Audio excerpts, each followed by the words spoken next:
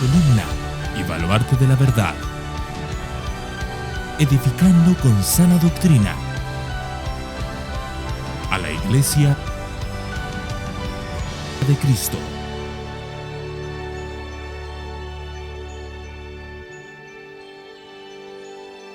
Hoy, como dije, terminamos segunda de Timoteo capítulo 2.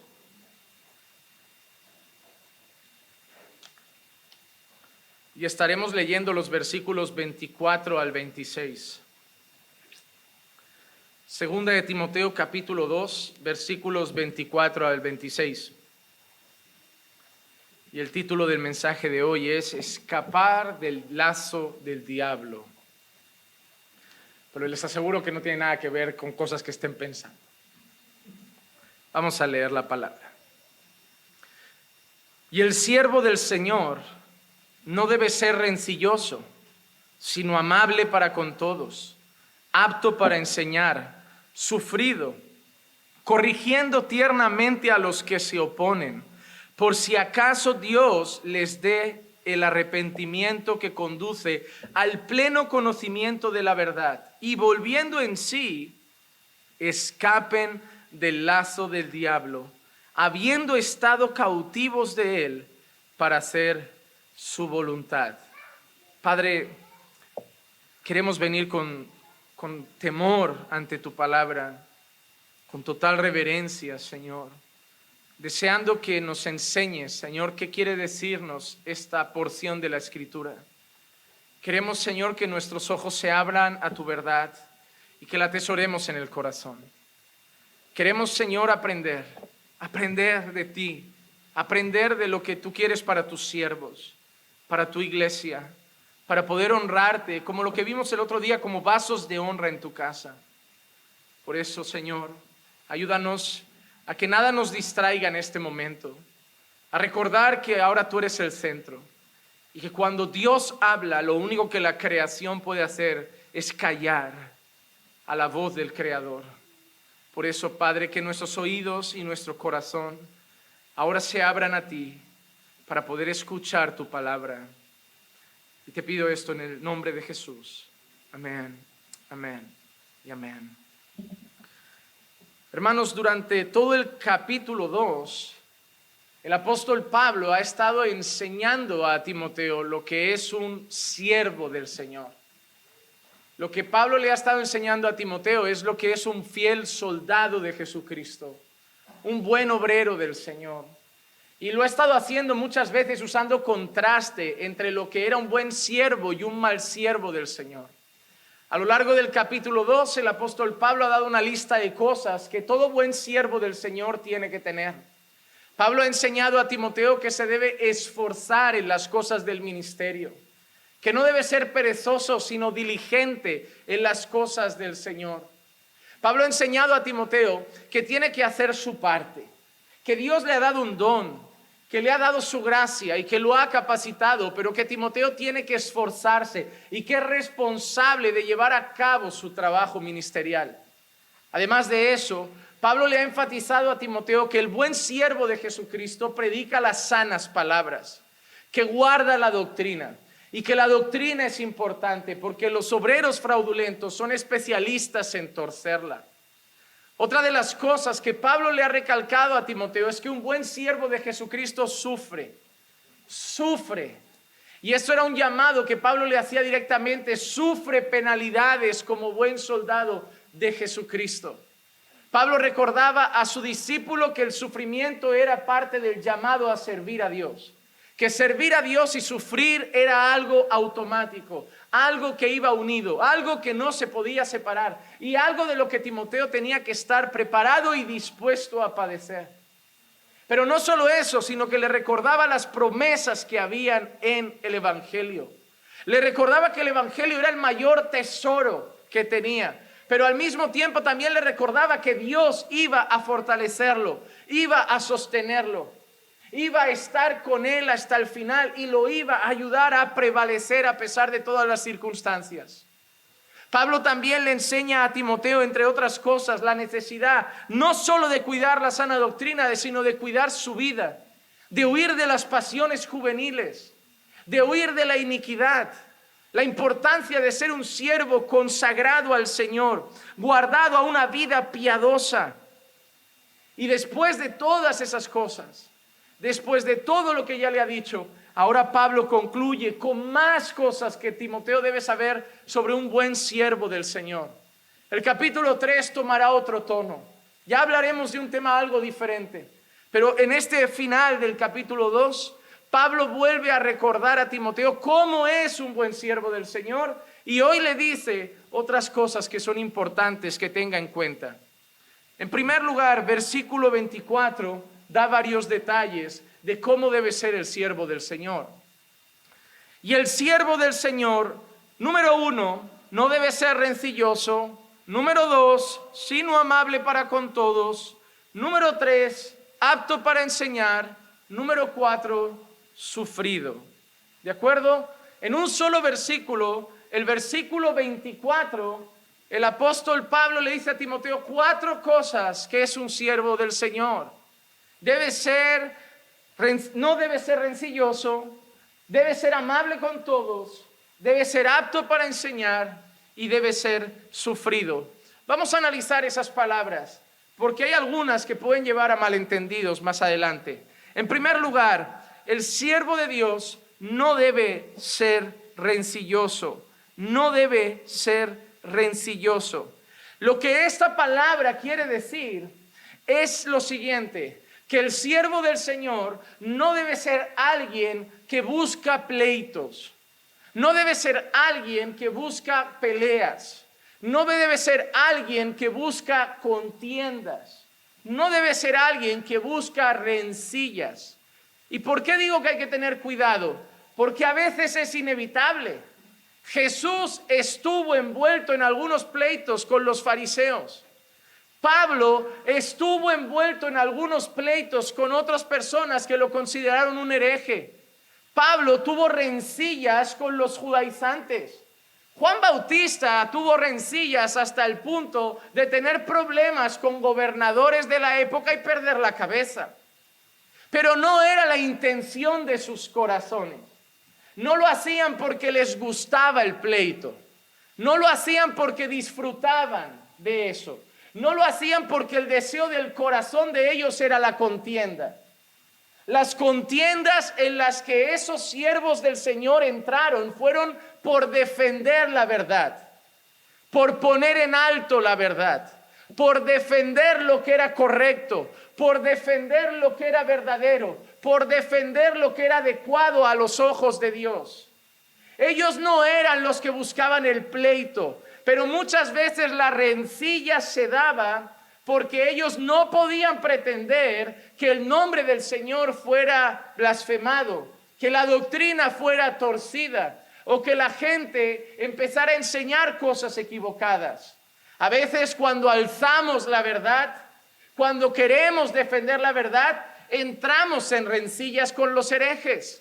Pero cuando Pablo dice que el siervo del Señor no es rencilloso, no es que mira a otro lado y dice, mira, para no tener rencillas con nadie, cada uno que haga lo que quiera. No, se refiere a que no es él el que busca el pleito, a que no es él el que busca el problema, que el deseo de su corazón no es crear contiendas. Eso, sin embargo, es lo que está en el corazón de los falsos maestros. Primera de Timoteo 6:4 dice, está envanecido y nada entiende, sino que tiene un interés morboso en discusiones. Está hablando de falsos maestros. Está hablando de personas que enseñan otras doctrinas, de herejes. Tienen intereses morbosos en discusiones. No es que entren en discusiones por causa de la verdad. Es que ellos tienen intereses morbosos en discusiones y en contiendas de palabras, de las cuales nacen envidias, pleitos, blasfemias y malas sospechas. O como dice Proverbios 26:21, como carbón para las brasas y leña para el fuego, así es el hombre rencilloso para encender contiendas. Para encender contiendas. La diferencia es la siguiente. El siervo de Dios a veces estará envuelto en contiendas por causa de la verdad. A veces estará envuelto en rencillas por causa del evangelio, pero él no tendrá interés en esas cosas. Lo que moverá su corazón no es el pleito. Hermanos, el farsante, el hereje, el mal predicador, el mal siervo del Señor, el falso maestro, es como estos presentadores de programas como Sálvame. Viven de eso, se deleitan en eso, disfrutan de difamar, disfrutan de los debates, disfrutan de las contiendas, tanto que las buscan, no las evitan, las buscan. Sin embargo, el buen siervo del Señor no es rencilloso. Incluso si está envuelto en esas cosas, no es feliz en medio de ellas. Sabe que a veces son inevitables. Sabe que a veces hay que levantar la verdad en alto y eso va a causar contiendas. Hermano, a mí me ha pasado. Cada vez que hago un vídeo denunciando algo del error, me meto en pleitos, me meto en contiendas. Ya saben las cosas que pasaron en el pasado. Denuncias de YouTube, unas pastoras cerrando el canal, yo teniendo que hacer una contrademanda, YouTube, casi un juicio legal a través de las redes. Pero yo no disfruté ese tiempo. Pero lo que no podía seguir permitiendo es que esas personas llegaran a miles y miles de seguidores diciendo que Dios decía cosas que no decía. Y alzar la verdad trajo un pleito, pero para mí no fue agradable. Yo no estaba disfrutando en casa, yo no estaba divirtiéndome en el sofá de mi casa diciendo qué divertido ver cómo me insultan, qué divertido ver la que se está liando, qué divertido ver todo eso. Algunos piensan que esa es nuestra intención y algunos piensan que lo disfrutamos, pero no es así. El problema es que si nosotros miramos a otro lado, ¿es eso correcto? No. Pero la diferencia está en la intención del corazón. El siervo del Señor puede tener como intención alzar la verdad y denunciar el error, y ahí el pleito y la rencilla puede ser inevitable. Pero el siervo del Señor nunca va a desear pleitos y rencillas. El siervo del Señor, cuando tú le vengas y le digas, pastor, mire, es que fulano dice, es que fulano ha venido a casa y me ha contado, te va a decir, deja a fulano. No, hermano, oremos por él. No va a meter más leña al fuego, no va a ser el que te diga, oye, ves a fulano, oye, mira a fulano, no va a ser él. El siervo del Señor no es rencilloso, no ama el pleito, no ama la contienda. Hermano, ¿cómo te sientes en medio del chisme? ¿Cómo te sientes en medio de las rencillas? ¿Las disfrutas? ¿Las provocas? Porque el siervo del Señor no las soporta. Son algo que son desagradables a su corazón. ¿Por qué? Porque la palabra de Dios lo dice, en cuanto esté en vuestra mano, estad en paz con todos los hombres. El deseo del corazón de un siervo de Dios es estar en paz con todos. Y siempre haremos lo posible para estar en paz con todos. Pero a veces no es posible. A veces no es posible. Con la mentira no se puede estar en paz. Con el error no se puede estar en paz. Pero la intención de nuestro corazón no va a ser la rencilla. A veces no la podremos evitar, pero nunca va a ser la intención de nuestro corazón. El siervo del Señor no es rencilloso. En segundo lugar, la segunda característica que dice Pablo es que es amable con todos. Amable con todos.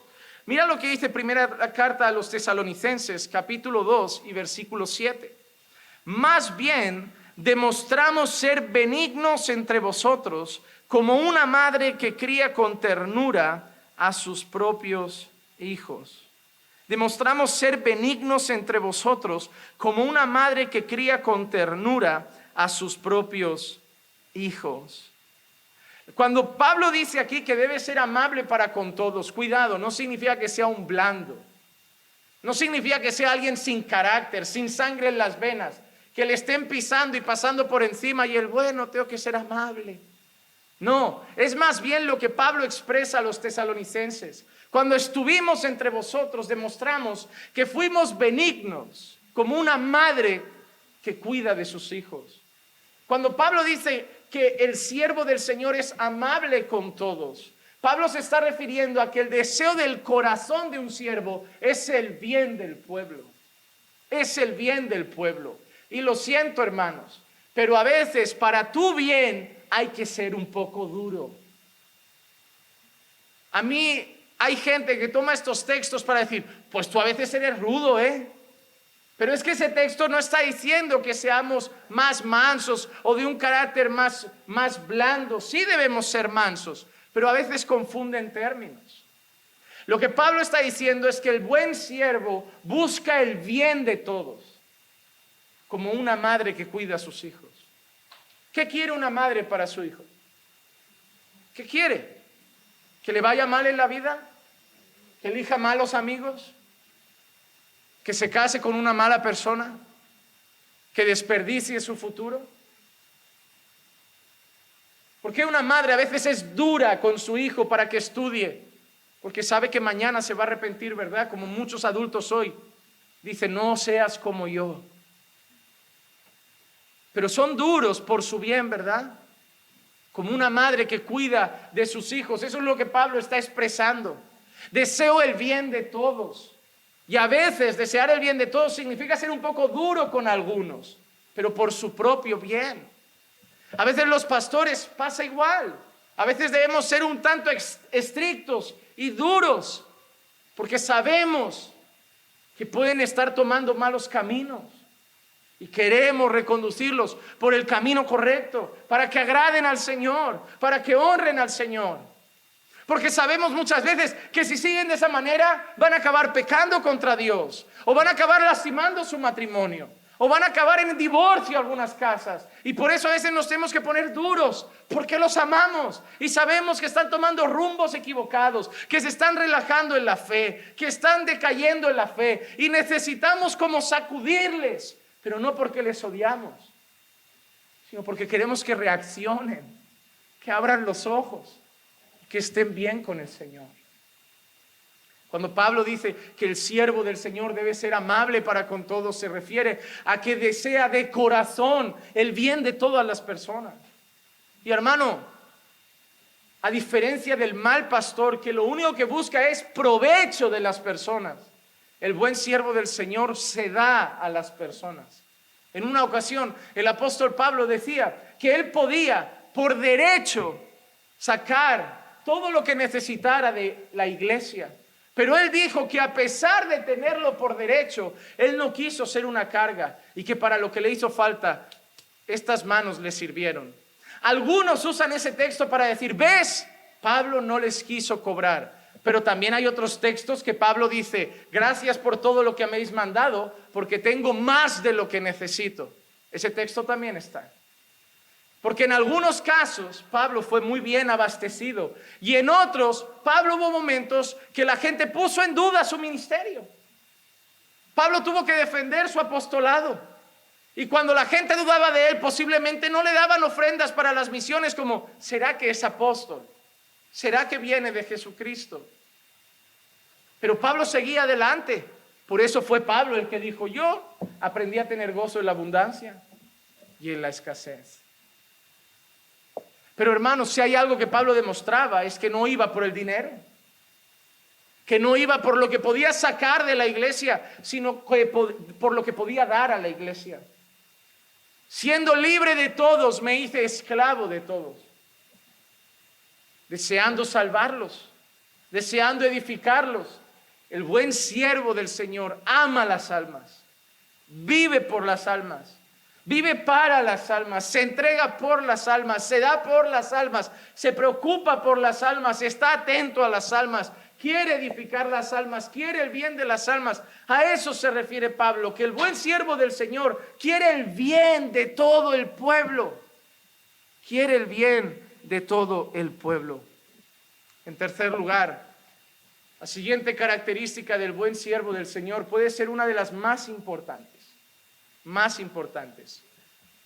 Debe ser apto para enseñar. Y me hace mucha gracia, porque hoy en la iglesia le hemos dado el cambio a las prioridades. Hoy preferimos a un analfabeto en el púlpito, pero carismático y que sea simpático, que a cualquier otra cosa.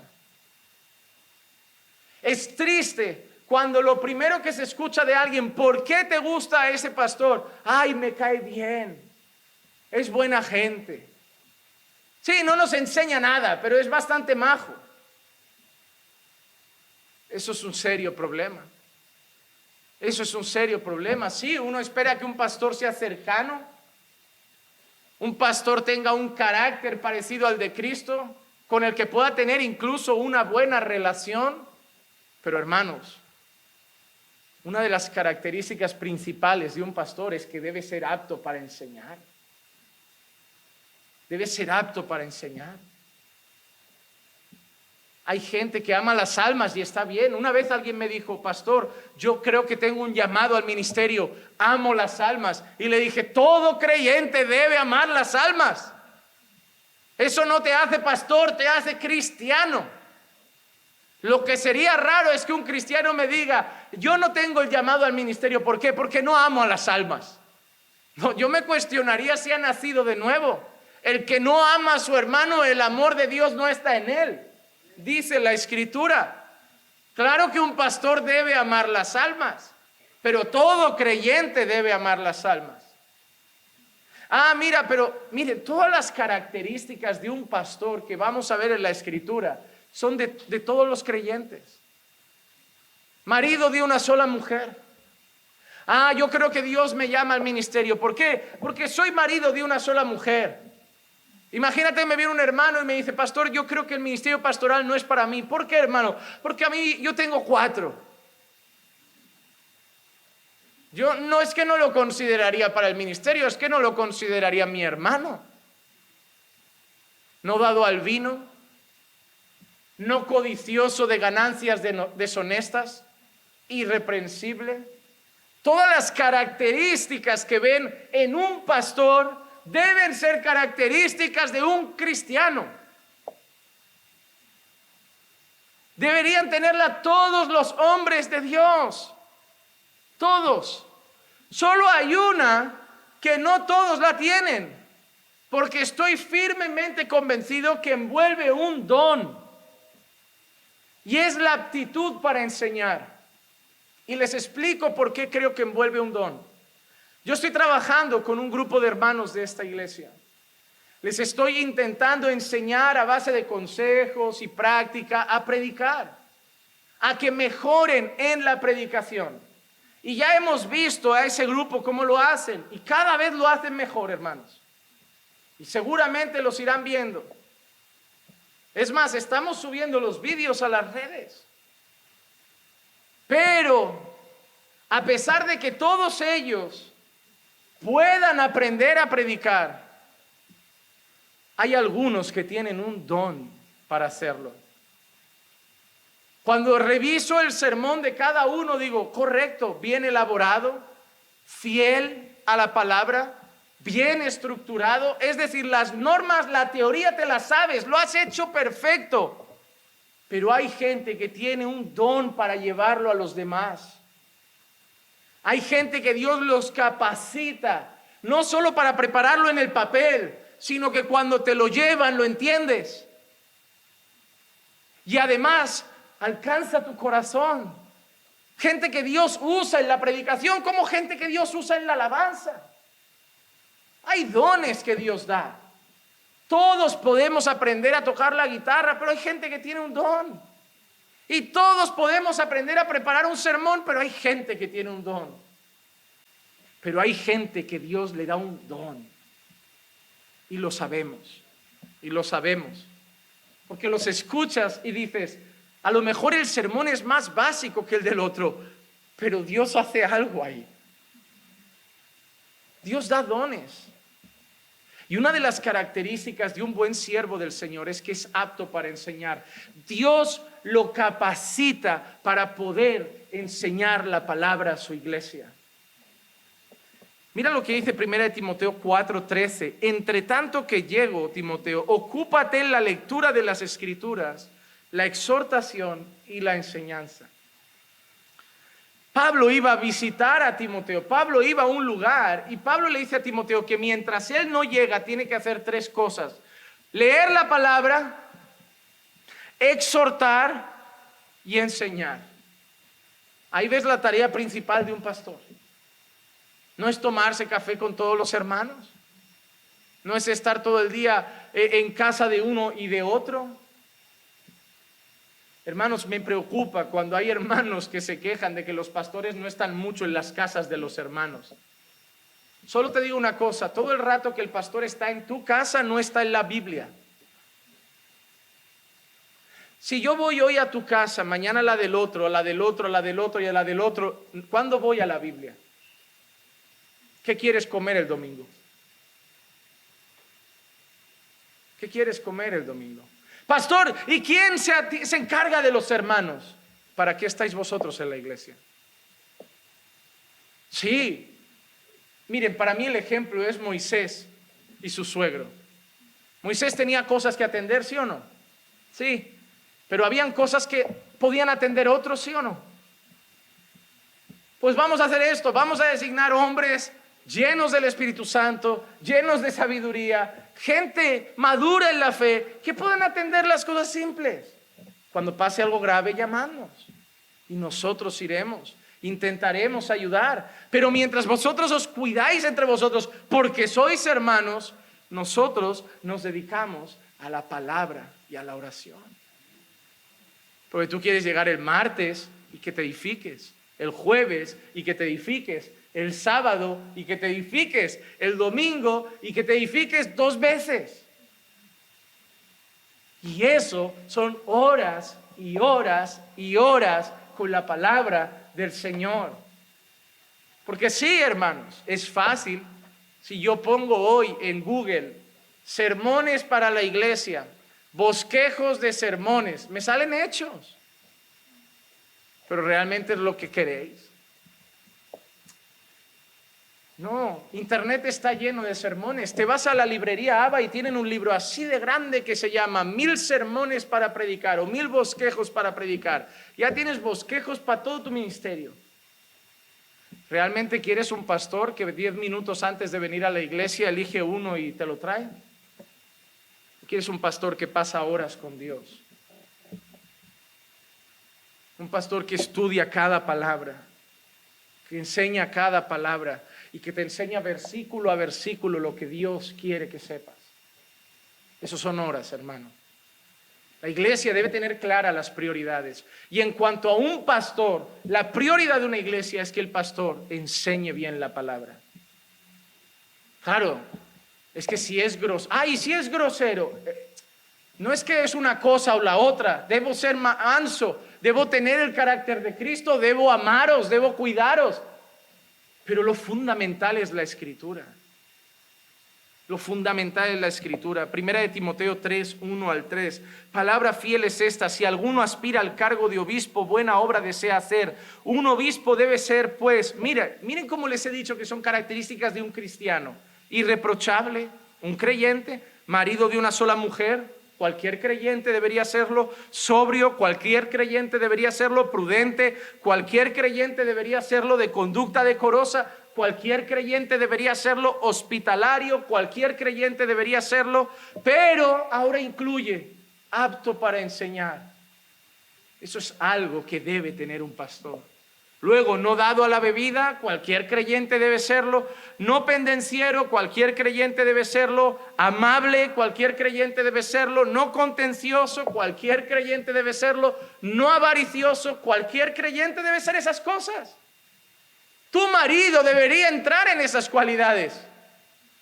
Solo hay una que puede ser que no tenga y no es obligatoria. Debe conocer la palabra, debe estudiar la palabra.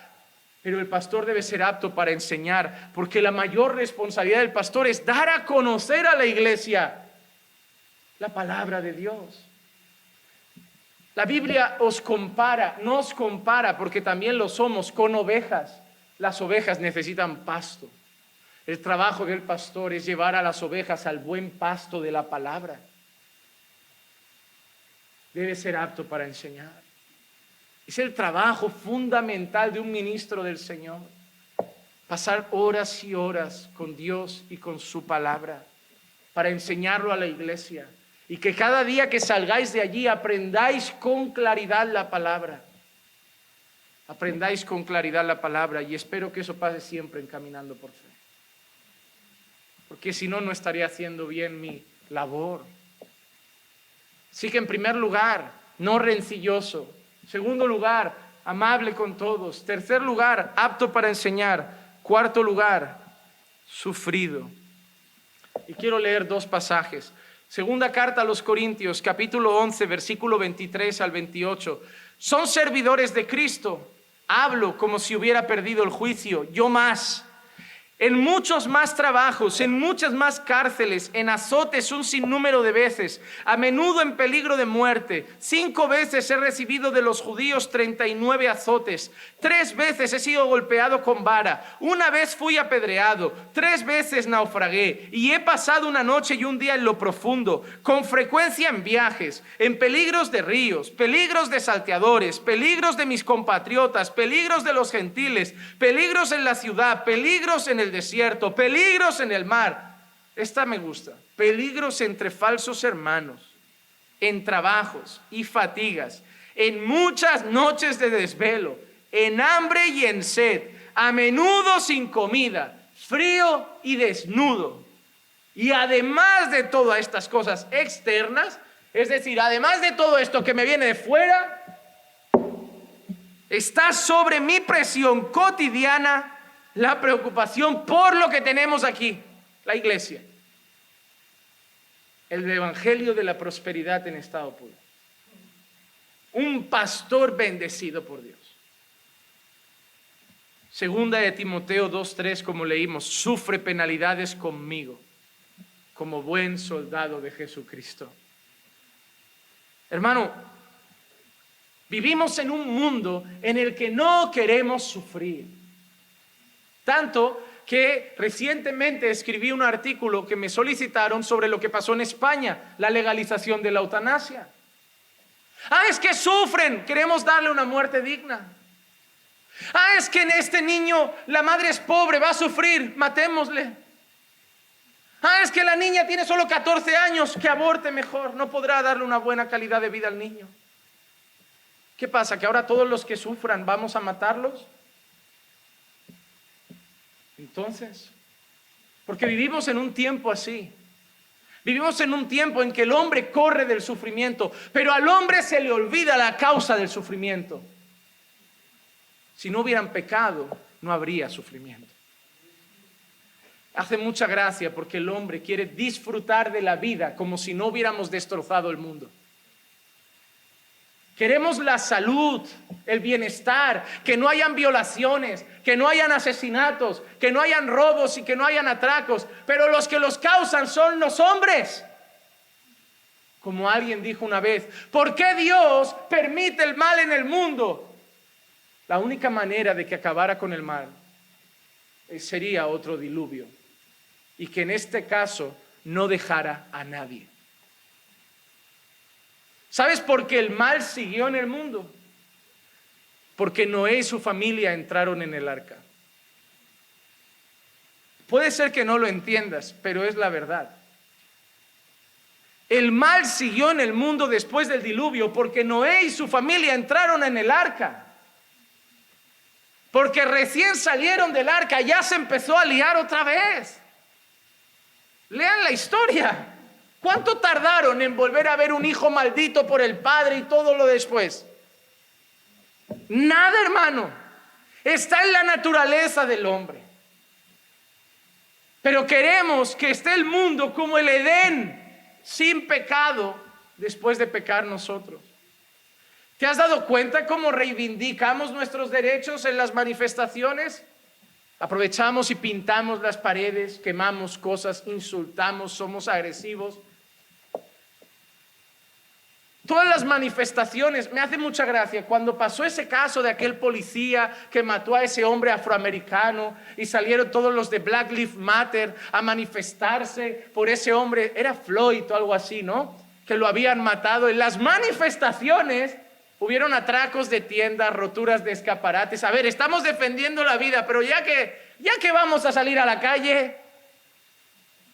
En teoría, las feministas defienden la violencia machista, la desigualdad. ¿Cómo hacen sus manifestaciones? Si acaban las calles todas sucias, pintadas y llenas de agresiones. Porque el hombre pecador solo sabe solucionar las cosas de una manera, pecando. Eso sí, queremos una muerte digna. No quiero sufrir. No quiero sufrir. Vivimos en un mundo en el que a los niños no los quieren hacer sufrir y los meten en una burbuja. No dejan que nadie los corrija, no dejan que nadie les diga no. Y por eso nacen niños consentidos. ¿Sabían que los terapeutas y toda esa gente dicen que la hiperprotección de los niños es lo peor que puedes hacer? ¿Que es bueno que tu hijo sufra un poco? ¿Saben que esa frase de yo no quiero que mi hijo pase lo que pasé? A veces deberías pensar que lo que te ha hecho alguien de provecho es pasar un poco eso. Que te enseñó a valorar las cosas. Que te enseñó a ser agradecido y a que cuando tienes poco no se desperdicia y se cuida porque no sabes cuándo puedes no tener. Pero como no quieres que el nene lo pase, el nene lo rompe todo y no pasa nada porque mamá compra otro. Porque vivimos en un mundo en el que nos enseñan que sufrir es malo. Pero es lo peor, es que vivimos en iglesias hoy que nos enseñan que sufrir es malo. Y por eso tenemos iglesias que cada vez que hay alguien que sufre, la palabra que sale es: yo reprendo esto. Yo rechazo esto en mi vida, porque me sienta mal. Pero Pablo no lo veo reprendiendo nada, sino enfrentando todo. Azotes, naufragios, apedreamientos, prisiones, traiciones, desiertos, hambre, frío y problemas internos en la iglesia. Y nunca se le ve decir a Dios: ¿por qué sufro si yo te amo? Porque Pablo entiende que el sufrimiento es parte de esta vida.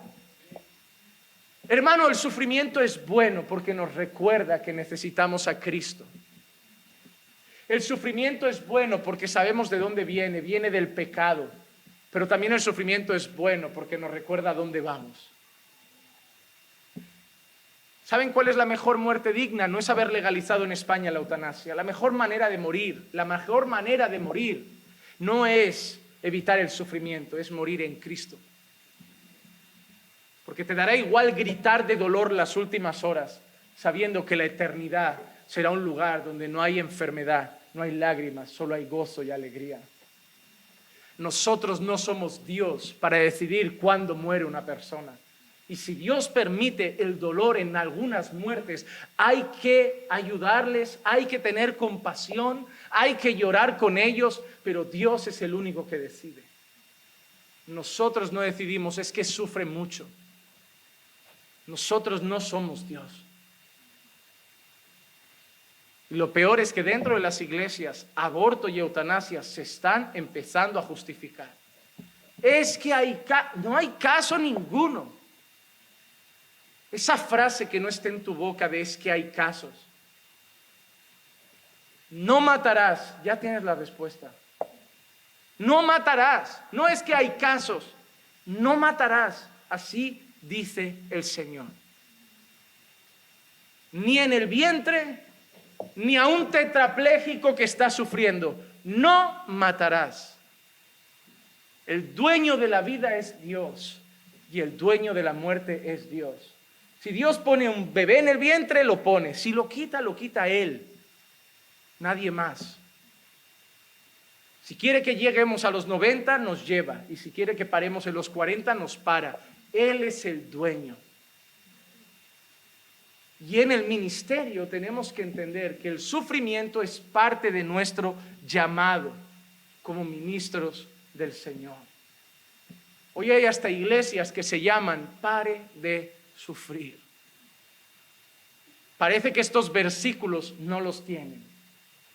Pero ojo, quiero decir algo. Este texto no le está diciendo Pablo a Timoteo, disfruta del sufrimiento. Busca el sufrimiento. Porque hay gente que cree que esto significa, me voy a ir a la India a morir por Jesús. Hombre, Pablo no le está diciendo a Timoteo, suicídate por causa del Evangelio. Y vete a un sitio a morir directamente por causa del Evangelio. Lo que Pablo le está diciendo a Timoteo es que el buen siervo del Señor, cuando venga el sufrimiento por causa de Cristo, lo debe soportar con fe y con paciencia.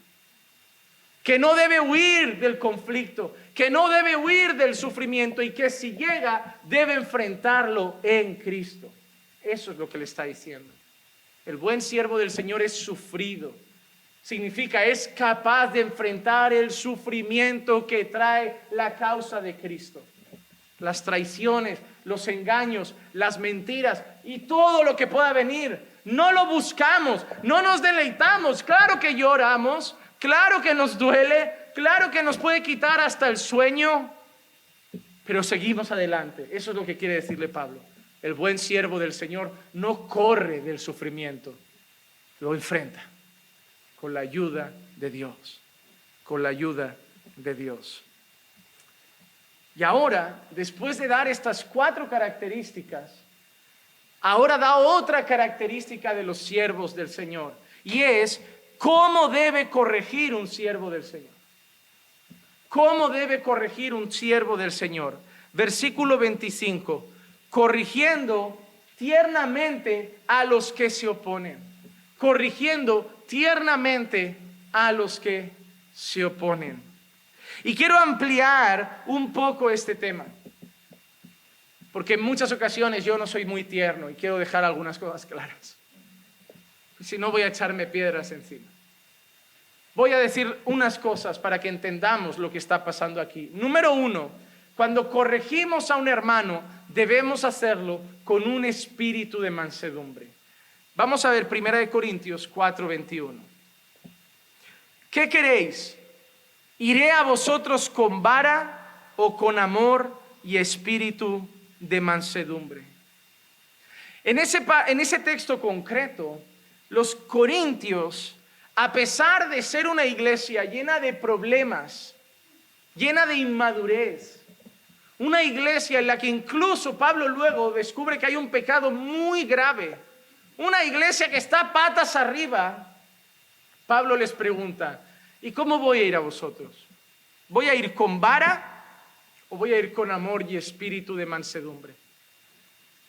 Pablo, a pesar de ser una iglesia llena de defectos, trata a los corintios con mansedumbre y amor. Con mansedumbre y amor. Y eso es sorprendente para un pastor. Ojo, para que no mezclemos. En esa misma carta, en el siguiente capítulo, en esa misma carta, en unos textos posteriores, Pablo excomulga a alguien de la iglesia. Fue en esa misma carta que Pablo, hablando del chico que se había acostado con la mujer de su padre, Pablo dice, entregadlo a Satanás. Pero Pablo va con mansedumbre. Ese es el problema, que muchas personas mezclan ser manso con no corregir, con no reñir, con no disciplinar. Es que debes ser manso. ¿Sabe qué significa? Debes pasar por alto las cosas. Debes dar 300,000 oportunidades, dejarles pecar. Ya Dios hará. No, Pablo dice, ¿con qué voy a ir? ¿Con vara o con amor? Lo que Pablo está diciendo es, voy a ir con amor, pero a ese chico hay que entregarlo a Satanás, porque lo que ha hecho no es propio de un creyente. Y lo echamos con amor. Porque en la segunda carta a los Corintios, ese chico vuelve arrepentido. Y Pablo dice, ahora recibidlo de brazos abiertos. Pablo amaba a ese chico y sabía que ese chico tenía que salir fuera para aprender lo que había hecho, para recapacitar. Y si era él de verdad de Dios, iba a volver a casa arrepentido verdaderamente. Y si volvía a casa arrepentido verdaderamente, Pablo dice, no le pongáis ahora otra carga. Recibidlo con los brazos abiertos. Eso pasa en la segunda carta a los Corintios. Pero Pablo nos enseña a que cuando vamos a corregir a nuestros hermanos, debemos hacerlo con mansedumbre. Con mansedumbre. Mira lo que dice a los Gálatas. Gálatas capítulo 6 y versículo 1. Hermanos, aun si alguno es sorprendido en alguna falta, vosotros que sois espirituales, restauradlo con un espíritu de mansedumbre, mirándote a ti mismo, no sea que tú también seas tentado. En la carta a los Gálatas, Pablo dice que si alguno es sorprendido en alguna falta y se refiere a algún pecado, vosotros que sois espirituales, restauradlo con espíritu de mansedumbre. Es decir, si os enteráis, si veis, si sabéis que un hermano ha caído en un pecado, id a él, pero no para matarlo, para restaurarlo, para levantarlo y hacerlo con un espíritu de mansedumbre. Y mira que además dice, mirándote a ti mismo. ¿Por qué? No sea que tú mañana seas el que esté en él. Cuidado el que está de pie, que mañana puede ser que caiga. Eso es lo que Pablo está diciendo. Si ves a tu hermano que ha pecado, ve con un espíritu de mansedumbre a corregirlo. No, hermano, no es no mires, no es mira a otro lado, es ignora su pecado, que cada uno se meta en su vida, no es id y con mansedumbre restaurarlo, teniendo en cuenta que mañana podéis ser vosotros, porque todos sois pecadores, todos sois frágiles, todos sois débiles, y mañana podéis necesitar que alguien os vaya a decir, hermano, eso no está bien, levántate, vuelve a los caminos, vuelve a estar firme, arrepiéntete.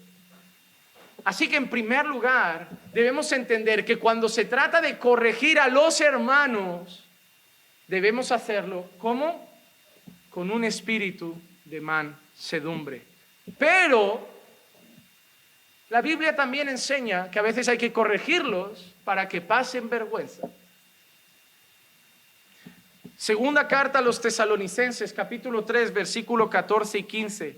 Y si alguno no obedece nuestra enseñanza en esta carta, señalad al tal y no os asociéis con él para que se avergüence. Sin embargo, no lo tengáis por enemigo, sino amonestadle como a un hermano.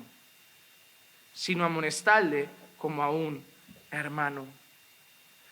Pablo ahora a los hermanos de Tesalónica les dice, os he dejado unas instrucciones, pero si algunos deciden vivir como les da la gana y no hacer caso a estas instrucciones, señaladlos. La expresión señaladlos significa llamar la atención públicamente. Públicamente, no, oye, el hermano se debe saber. No, Pablo dice que eso se debe advertir. La iglesia debe saber que fulano y fulano no son hermanos porque están pecando. Ay, pastor, ay, lo que dice aquí, hermano, porque se les ha ido, se les ha dicho volved, no queremos, van más gente, volved, no queremos, va más gente, volved, no queremos. Iglesia, no son hermanos. Pero es que además sigue el texto, aunque no os guste, esto es palabra inspirada ¿por quién? Por el Espíritu Santo, ¿ok? Y no creáis que vosotros sois más amorosos que Dios. Señaladlos y no os asociéis con él. Porque ¿de qué vale que estén mal y tengáis exactamente la misma relación que cuando estaban bien? ¿Saben qué van a pensar? Estoy mal y sigo participando en todo igual. No, hermanos, no va así la cosa. ¿Cuándo aprenderán del error? Si les seguimos mostrando que para nosotros es como si no hubieran cometido ninguno. ¿Cuándo? ¿Cuándo, hermanos? ¿Cuándo? ¿En serio? ¿Cuándo? Hermano, no es así. Eso no es lo correcto. Señaladlos y no os asociéis con él. ¿Para qué? ¿Para qué? Para que se avergüencen. Hermano, eso no es el pastor Juan Manuel, que es un radical duro. Eso es el apóstol Pablo. Pablo está diciendo, si nosotros traemos buena doctrina y alguien la tuerce, enseña otras cosas, vive de otra manera, no vayáis con ellos. Llamadles la atención y a ver si pasan vergüenza. Pero mira qué dice ahora. Sin embargo, no los tengáis por enemigos, sino amonestadles como a un hermano. Señaladlos. No os asociéis con esas cosas de ellos, no participéis de su vida como si nada, para que pasen vergüenza, pero considerad los hermanos. ¿Por qué? El deseo es que pasen vergüenza y vuelvan. El deseo es que pasen vergüenza y vuelvan. ¿Saben cuál es el problema de muchas madres de hoy? Que papá castiga, pero mamá levanta el castigo. Que papá castiga, pero luego a escondidas, mamá trata al niño como si no estuviera castigado. Y ahí empiezan los problemas. Porque el niño hace las cosas mal, pero se le trata como si no hubiera hecho nada malo. Y así el niño no aprende. Y así el niño no aprende. Hermanos, Pablo no está diciendo que odien a sus hermanos. Pablo no está diciendo que abandonen completamente a sus hermanos a la deriva. Pero Pablo está diciendo que si alguien se tuerce de la senda correcta, de la enseñanza que ellos han traído, deben ser corregidos. No pueden participar exactamente en todo igual con ellos. Y que deben ser avergonzados. No avergonzados en el sentido de nosotros buscar su vergüenza, de hacer que el desplazarlos les haga sentir vergüenza por lo que han hecho. No quiero que confundan esto. No estoy diciendo avergüencen al hermano, sino que la corrección debe llevarlos a ellos mismos a sentir vergüenza. ¿De acuerdo? No confundan para no poner en mi boca cosas que no quiero decir. Mira que, por ejemplo, dice Pablo en 1 Corintios 6:5, para vergüenza vuestra lo digo. ¿Acaso no hay entre vosotros algún hombre sabio que pueda juzgar entre sus hermanos? En esa carta a los Corintios, en ese capítulo, lo que estaba pasando es que habían problemas y rencillas entre hermanos. Y en vez de arreglarlo entre ellos, ¿saben qué hacían? Se denunciaban, iban a los tribunales. Y Pablo se entera de que hay hermanos que se están llevando a los tribunales, que se están juzgando a nivel legal. Fulano denuncia a fulano por esto y son hermanos de la iglesia. Y Pablo dice, yo os escribo esto para vuestra vergüenza, para vuestra vergüenza. ¿Por qué dice eso? Porque eso es vergonzoso. Os debería dar vergüenza que siendo cristianos tengan que ser los jueces del mundo los que os lleven a arreglar las cosas.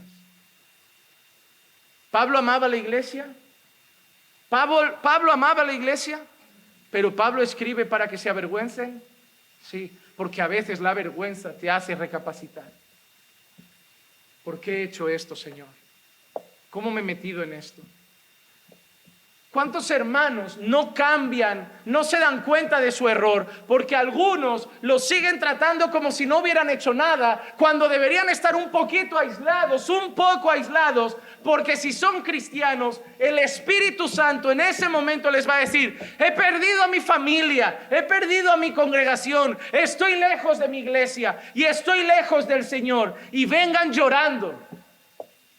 Y estaremos aquí de brazos abiertos como bienvenido. Te extrañábamos, pero tenías que volver así. No podíamos fingir que nada había pasado. Hermanos, vivimos en una sociedad donde el pecado está tan a gusto entre nosotros que dejamos a la gente pecar como si no importara.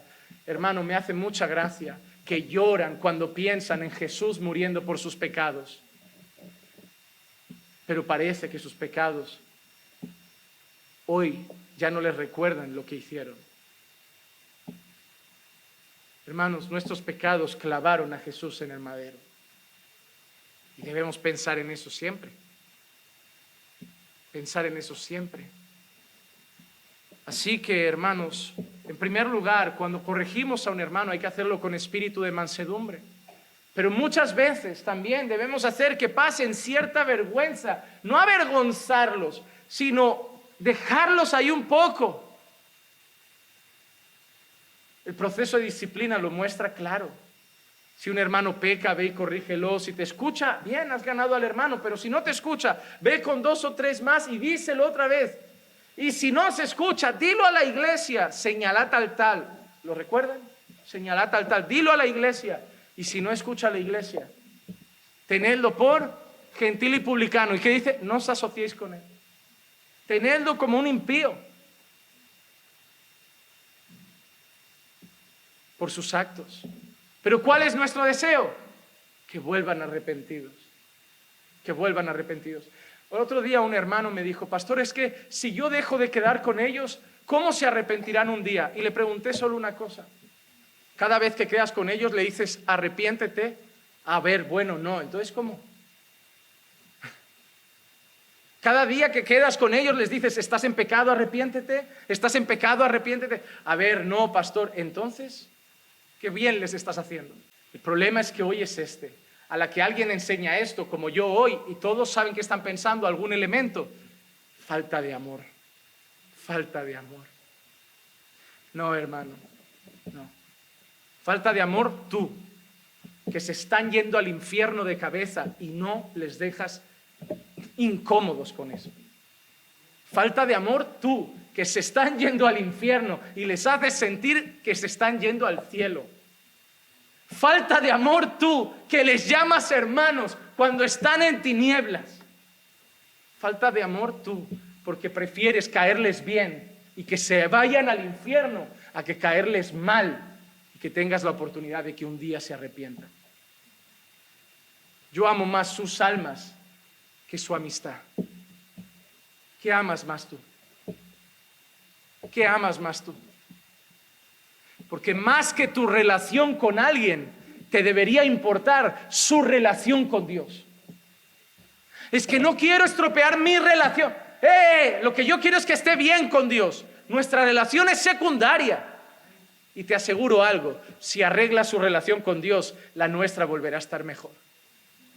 Lo estáis haciendo al revés. Lo estáis haciendo al revés. Estáis siendo contraproducentes. Estáis siendo contraproducentes. Y a veces, además, hay que corregir con severidad. Tito 1, 10 al 13. Porque hay muchos rebeldes, habladores vanos y engañadores, especialmente los de la circuncisión. En este caso habla de judaizantes, a quienes es preciso tapar la boca, porque están trastornando familias enteras, enseñando por ganancias deshonestas cosas que no deben. Uno de ellos, su propio profeta, dijo: los cretenses son siempre mentirosos, malas bestias, glotones, ociosos. Este testimonio es verdadero, por eso repréndelos, ¿cómo? Severamente, para que sean sanos en la fe. En este caso, Pablo dice que hay que taparles la boca y reprenderlos con severidad para que sean sanos en la fe, hermano. Para que sean sanos en la fe. Pero en este caso no está hablando de hermanos. Está hablando de herejes. Está hablando de herejes.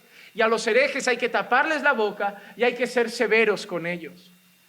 ¿Qué quiero decir? Que cuando Pablo dice que el buen siervo corrige tiernamente a los que se oponen, Pablo lo que está diciendo es que a veces en la iglesia hay personas que por engaño de alguien pueden haberse torcido en la enseñanza, pueden haberse confundido, haberse desviado en la enseñanza, pero que son hermanos y que entonces hay que corregirlos con ternura para que vuelvan a casa, para que vuelvan a casa, para que vuelvan al camino del Señor. En ese caso, Pablo no se refiere a herejes, se refiere a hermanos, porque a los herejes Pablo dice que hay que taparles la boca y ser severo con ellos, pero a los hermanos hay que tratarlos de corregir con ternura para que vuelvan a casa, para que vuelvan a casa. ¿Por qué? El versículo 25 dice el por qué hay que corregirlos. Por si acaso Dios les da el arrepentimiento que conduce al pleno conocimiento de la verdad. Hay que corregirlos por si acaso Dios les da el ¿qué? El arrepentimiento que conduce al pleno conocimiento de la verdad.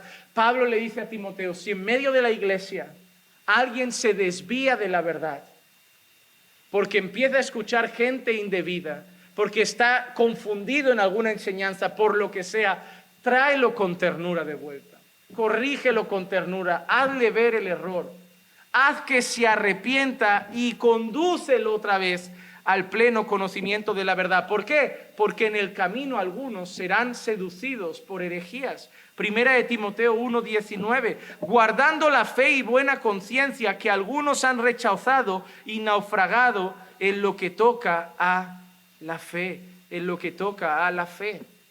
En medio de nosotros, hermanos, se van a levantar herejes, falsos profetas, falsos maestros, que van a seducir a algunos y por un tiempo los van a conducir a herejías. Hermano, tú tienes que tener mucho cuidado de los sermones que ves en YouTube. No todos los predicadores predican bien. Bueno, por lo menos no la verdad. Pueden tener buena oratoria, pero ser herejes. Tienes que tener mucho cuidado de qué libros lees. Tienes que tener mucho cuidado de qué estudios bíblicos ves en las redes. Pablo escribe a los Gálatas, por ejemplo, la carta a los Gálatas. ¿Cuál era el gran problema? Que Pablo habría predicado el Evangelio. Los hermanos en Galacia habían creído el Evangelio y habían llegado judaizantes que les estaban haciendo pensar que se tenían que circuncidar y cumplir ciertas cosas.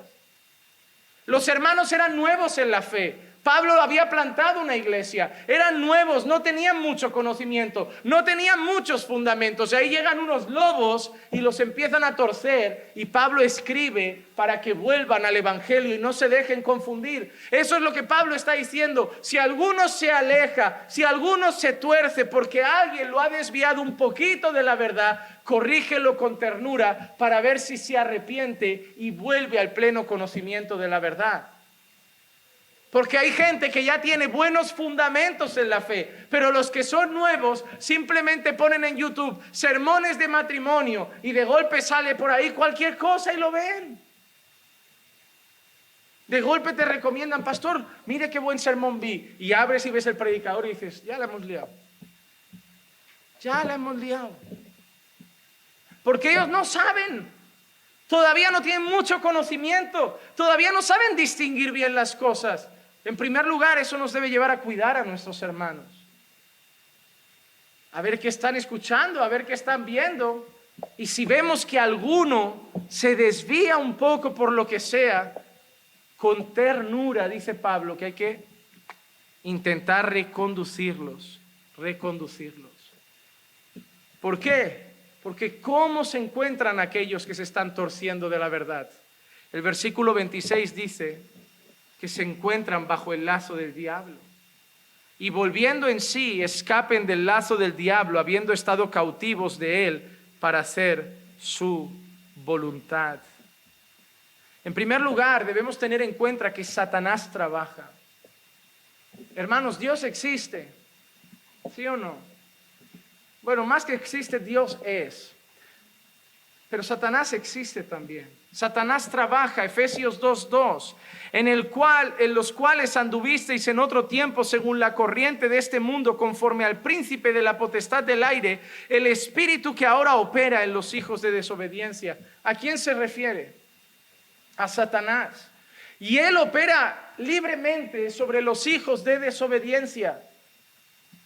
Una vez una hermana le chocó un poco, pero le dije, así como tu padre es Dios, tu marido no es creyente, ¿tú eres consciente de que te acuestas cada día al lado de un hijo del diablo cuyo padre es Satanás? Es duro porque debes seguir casado, no te puedes divorciar por eso, pero es verdad, es verdad. Para que tú veas lo importante que es el yugo desigual si lo analizas espiritualmente. Un hijo de Dios durmiendo con un hijo de Satanás.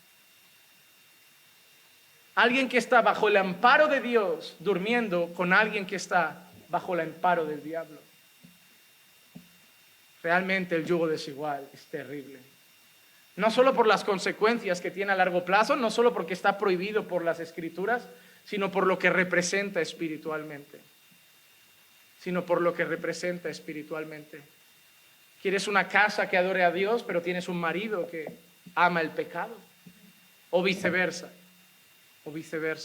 Satanás obra en los hijos de desobediencia, pero además de eso, Satanás es enemigo de la iglesia. Primera carta a los Tesalonicenses 3:5. Por eso también yo, cuando ya no pude soportar más, envié para informarme de vuestra fe por temor de que el tentador, ¿quién es? Satanás, os hubiera tentado y que nuestro trabajo resultara en... Mira lo que dice Pablo. He hecho un trabajo ahí y me he ido. Y me estoy enterando y tengo que arreglarlo rápido porque parece que hay algo pasando. Porque me da la sensación de que ha venido ¿quién? El tentador y esté desajustando todo lo que he hecho. Satanás trabaja contra la iglesia. Número 1, no hace lo que quiere. Número 2, Dios nos guarda. Número 3, aquel que es de Dios, el maligno no lo toca. Pero número 4, Él es tentador.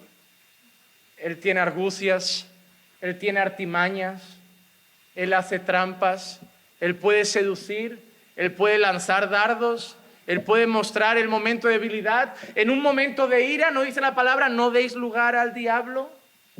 Él puede aprovechar esos detalles para meter cizaña entre hermanos quizá.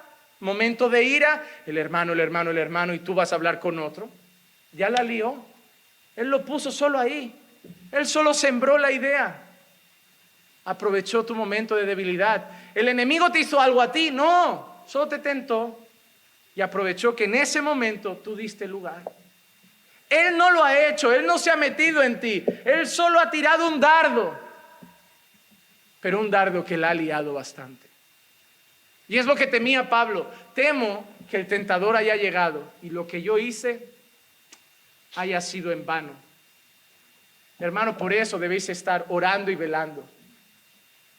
Porque el enemigo anda como león rugiente buscando a quien devorar. Él no puede entrar en vosotros, Él no puede dominaros, el creyente no puede ser poseído por demonios, pero Él está atento para ver cómo puede tentar, cómo puede tirar algún dardo que haga daño, que contamine, que haga enemistad quizá en la iglesia, cualquier cosa, crear un pleito, una rencilla para desajustar la obra del Señor.